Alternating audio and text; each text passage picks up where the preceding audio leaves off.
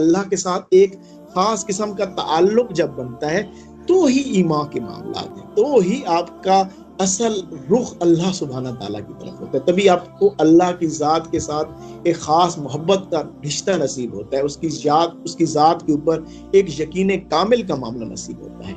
اچھا تمہیں یہ ایمان ہوگا کیسے نصیب؟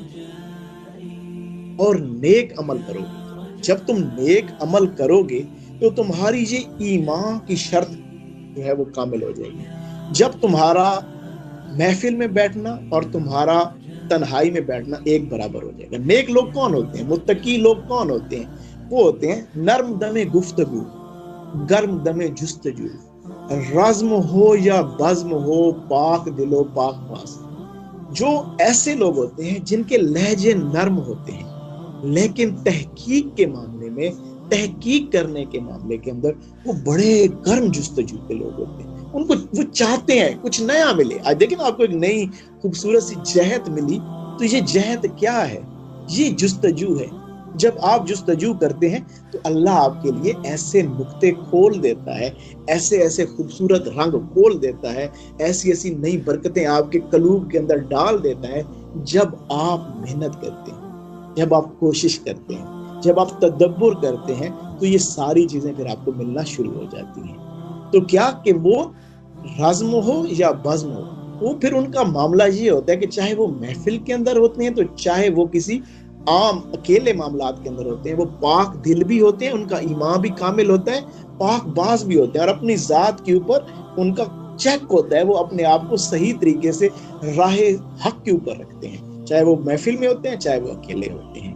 تو اللہ سبحانہ تعالیٰ بتا رہا ہے کہ بھائی دیکھو، اگر تم خسارے سے بچنا چاہتے ہو تو تم نیک عمل کر کے، اللہ کا ذکر کر کے، اپنی نماز کی پابندی کر کے، قرآن کریم کے ساتھ جڑ کے، حضور جان عالم صلی اللہ علیہ وسلم کی سیرت مبارکہ کے ساتھ وابستگی کر کے، تو تم اپنے ایمان کو پہلے کامل کر لو۔ یہ دو عمل کر کے تمہارا ایمان، پھر تم خسارے سے بچنے والوں میں ہو جاؤ گے۔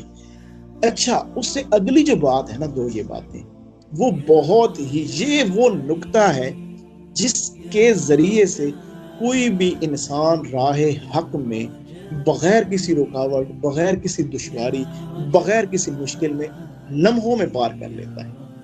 جو آپس میں حق کی وصیت، حق بات، لوگوں کے لیے آسانیاں، بھائی لوگوں تک حق بات پہنچائے، لوگوں کی دل جوئی کرے، لوگوں کے لیے راستہ نکالے، لوگوں کے لیے کوئی نہ کوئی اچھائی کا معاملہ شروع کریں، کسی طرح سے لوگوں کے دلوں کے غموں کو ہلکا کریں۔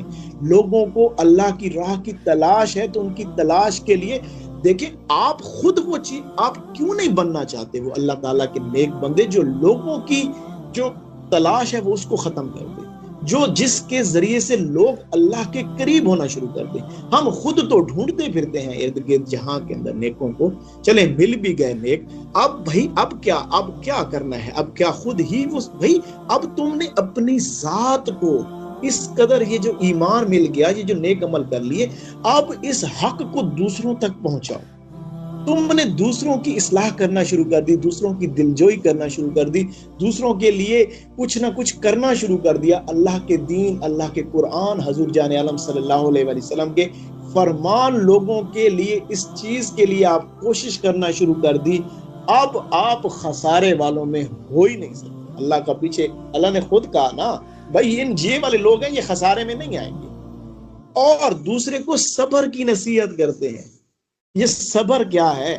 صبر، یہ اللہ سبحانہ تعالیٰ نے بہت اہم نقطہ یہاں پہ بیان کیا ہے۔ بھائی دیکھو، تم جب اللہ کی راہ پہ چلتے ہو، جب تمہارا ایمان کامل ہوتا ہے، جب تم لوگوں پر حق بات بھی پہنچانا شروع کر دیتے ہو، تو بعض اوقات تمہاری کیفیات کو کچھ لمحوں کے لیے روکا جائے گا، بعض اوقات تم کسی معاملے کے اندر کچھ ٹائم کے لیے روکے جاؤ گے، تو دیکھو اس پہ صبر کرنا، اس کے اوپر کچھ لمحوں کے لیے ہم تمہیں بھی آزمائیں گے۔ بعض اوقات لوگوں کو جانوں سے آزمایا جاتا ہے، کسی کو مالوں سے آزمایا جاتا ہے، کسی کو قلبی کیفیات سے آزمایا جاتا ہے۔ بھائی دیکھو، اس پہ صبر رکھنا، اس پہ صبر رکھنا۔ تمہارا نماز کے لیے دل نہیں کر رہا، اب جو تم نے نماز پڑھی نا، اپنے نفس کے خلاف کھڑے ہو کے، شیطان کے ساتھ آپ نے بارڈر کے اوپر جا کے جو لڑائی کر کے یہ نماز پڑھی، یہ بھی تمہارا صبر ہے۔ تمہیں کوئی تکلیف ملی، تمہیں کوئی ایسا معاملہ مل گیا راہ حق کے اندر، देखें तो फिर भी तुमने उस पर सब्र करना। और तुम्हारा ये सब्र, ये जब आप इस राह के ऊपर चल रहे होते हैं ना, मुक्तदी होते हैं और इन चीजों के लिए आप कोशिश कर रहे होते हैं, तो उन लम्हों में अल्लाह सुब्हाना ताला आपको इन मामला से गुजारता है, देखता है कि मेरा ये बंदा किस कदर मजबूत है मेरी राह। अल्लाह ताला कहता है कि ये जो लोग हैं, ये जो मेरे करीब आते हैं, जब इन पे कोई ऐसी आजमाइश, कोई ऐसी बात आती है, मैं दूर करता हूँ, तो जब ये अच्छी कैफियत में जाते हैं मुझे भूल जाते हैं। कुछ लोग ऐसे हैं जिन्हें हम अच्छी कैफियत मामला नसीब करते हैं तो वो हमारे गुण गाना शुरू कर देते हैं। जैसे ही जरा सी आजमाइश लेते हैं हमारी राह को छोड़ के चले। आपने ऐसा नहीं बनना।